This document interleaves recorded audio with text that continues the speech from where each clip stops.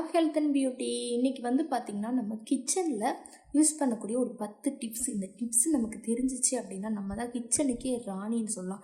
இத்தனை வருஷம் ஆகியும் நமக்கு தெரியாமல் இருக்கே அப்படின்னு வருத்தப்படுற அளவுக்கு ஒரு பயனுள்ள 10 டிப்ஸ் வந்து சொல்ல போகிறேன்.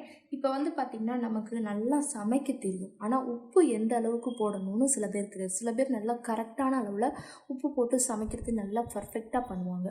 சில பேர் பார்த்திங்கன்னா உப்பு கம்மியாக நம்ம இருந்துச்சு அப்படின்னாலும் நம்ம மீண்டும் சேர்த்துக்கலாம் சாப்பாட்டில். ஆனால் அதிகமாக இருக்குது அப்படின்னா நம்மளால் அதை ஒன்றுமே செய்ய முடியாது, யாராலையுமே அதை சாப்பிட முடியாது. குழம்புல நமக்கு உப்பு இப்போ அதிகமாகிடுச்சு, பதட்டமே பட தேவையில்லை. நம்ம என்ன செய்யணும்னு பார்த்திங்கன்னா உருளைக்கிழங்கை வந்து நல்லா சேர்த்து குட்டி குட்டியாக கட் பண்ணியும், இல்லாட்டி வந்து பார்த்திங்கன்னா வேக வச்சு உருளைக்கிழங்கை தனியாக வேக வச்சு அதை வந்து அப்படியே நம்ம குழம்புல வந்து அப்படியே புழிஞ்சு விட்டோம் அப்படின்னா கண்டிப்பாக அந்த உப்பு வந்து கரெக்டான லெவலில் மெயின்டைன் ஆகும். இதை வந்து கண்டிப்பாக நம்ம செய்யலாம். அடுத்து வந்து பார்த்திங்கன்னா பொரியலில் வந்து நமக்கு உப்பு அதிகமாகிவிட்டால் நம்ம என்ன செய்யணும் அப்படின்னு பார்த்திங்கன்னா, இப்போ குழம்புலனா நம்ம உருளைக்கிழங்கு வந்து சேர்த்துறோம். இதே இது வந்து பார்த்திங்கன்னா பொரிக்கறியில் வந்து அதிகமாகிடுச்சு அப்படின்னா 2 ஸ்பூனுக்கு பொட்டுக்கடலை வந்து நம்ம சேர்த்தோம் அப்படின்னா கண்டிப்பாக நமக்கு ரொம்பவே நல்லது. அதாவது பொட்டுக்கடலை நம்ம நல்லா அரைச்சி மிக்சியில் அரைச்சி நம்ம பொடியை வந்து சேர்க்கணும். பொரியலில் இந்த மணிக்கு உப்பு இதாகிடுச்சுன்னா நமக்கு கரெக்டாக மெயின்டைன் பண்ணும். பின் வந்து பார்த்திங்கன்னா பொரியல் நல்லா வெந்ததும் கடைசியில் 2 நிமிடத்தில் நம்ம வந்து பார்த்திங்கன்னா, அதாவது அந்த உப்பு அதிகமாகிடுச்சு அப்படின்னா நம்ம அந்த நேரத்தில் போட்டு வதக்கிட்டோம் அப்படின்னா ரொம்பவே நல்லாயிருக்கும்.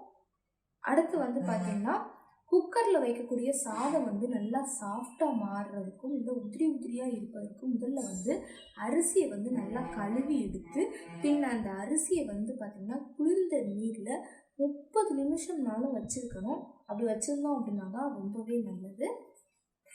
அடுத்து வந்து பார்த்திங்கன்னா அரிசிக்கு தேவையான தண்ணி வந்து சேர்த்து 2 விசில் வரும் வரை நம்ம வேக வைக்கணும். இந்த முறையை நம்ம செஞ்சோம் அப்படின்னு பார்த்திங்கன்னா சாதம் வந்து இன்னைக்கு குக்கரில் வந்து நல்லா உதிரியாக நமக்கு வந்து ரொம்ப குழஞ்சி போகாமல் உதிரியாக இருக்கும்.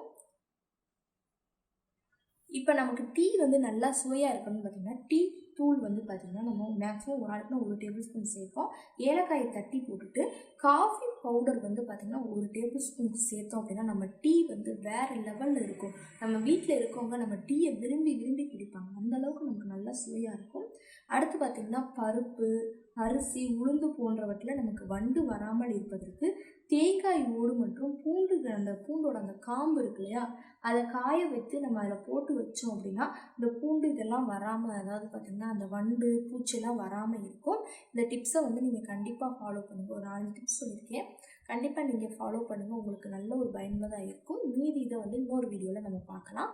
ஓகே ஃப்ரெண்ட்ஸ், இந்த வீடியோவில் நான் சொன்ன இந்த தகவல் வந்து உங்களுக்கு ரொம்ப பிடிச்சிருந்தா லைக் பண்ணுங்கள், ஷேர் பண்ணுங்கள், சப்ஸ்கிரைப் பண்ணுங்கள். நாளைக்கு இதே மணிக்கு ஒரு இன்ட்ரெஸ்டிங்கான வீடியோவோட நான் வந்து உங்களை மீட் பண்ணுறேன். அது வரைக்கும் தேங்க்யூ ஃப்ரெண்ட்ஸ்.